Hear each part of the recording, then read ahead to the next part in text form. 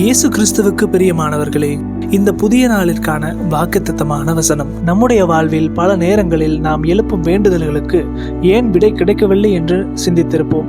நம்முடைய தேவைகளும் விருப்பங்களும் நிறைவேற வேண்டுமானால் நாம் என்ன செய்ய வேண்டும், அதற்குரிய விடையாக இன்று ஒரு உன்னதமான திருவசனத்தை நாம் தியானிக்கப் போகிறோம். நீங்கள் என்னிலும் என் வார்த்தைகள் உங்களிலும் நிலைத்திருந்தால் நீங்கள் கேட்டுக்கொள்கிறது எதுவோ அது உங்களுக்கு செய்யப்படும். இந்த வசனத்தால் இயேசு நமக்கு ஒரு அற்புதமான வாக்குறுதியை அளிக்கிறார். ஆனால் இந்த வாக்குறுதிக்கு முன்னதாக ஒரு நிபந்தனையை முன்வைக்கிறார்.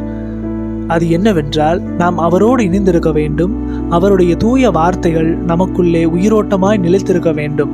ஒரு செடியில் உள்ள ஒரு கிளை அந்த செடியோடு இணைந்திருந்தால் மட்டுமே அது செழிப்பாக வளர முடியும், நற்கனிகளையும் தர முடியும். அதே போல நாம் ஒவ்வொரு நாளும் இயேசுவோடு வேண்டுதலிலும் அவருடைய நல் வார்த்தையாகிய சத்தியத்திலும் நிலைத்திருக்கும் போது நம்முடைய உள்ளம் அவருடைய விருப்பத்தோடு ஒன்றிணைந்து விடுகிறது. அப்போது நாம் எதை கேட்கிறோமோ அதை தேவனுடைய திருவருளின்படி நமக்கு கட்டாயம் அருளப்படும். அவருடைய பேரன்பும் கிருபையும் நம்மை தாங்கும். நம்முடைய வாழ்வில் தெய்வீக சமாதானமும் அதனால் பெருகும்.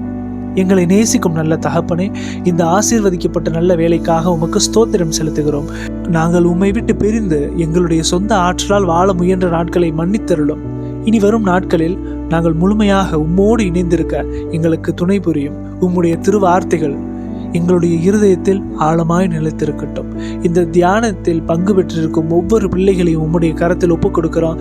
அவர்கள் குடும்பத்திலும் தகப்பனே, அவர்கள் வேலை செய்கிற இடத்திலையும் உம்முடைய தேவ சமாதானம் அவர்களை ஆட்கொள்ளட்டும். கர்த்தாவே, அவர்கள் ஊருக்கு முன்பதாக உமக்கு சாட்சிகளாக எழும்ப அவர்களை ஆசீர்வதியும், பலப்படுத்தும். அப்பா, இன்றும் பிறந்த நாள் திருமண நாள் காண்கின்ற உமது பிள்ளைகளை உமது கரத்தில் ஒப்புக் கொடுக்கிறேன். நீரே அவர்களை ஆளுகை செய்து ஆசீர்வதிப்பீராக. மீட்பெரும் அருமைய இரட்சகருமாகிய இயேசுவின் வழியாய் ஜெபிக்கிறோம் எங்கள் ஜீவனுள்ள நல்ல பிதாவே, ஆமேன். மாரநாதா.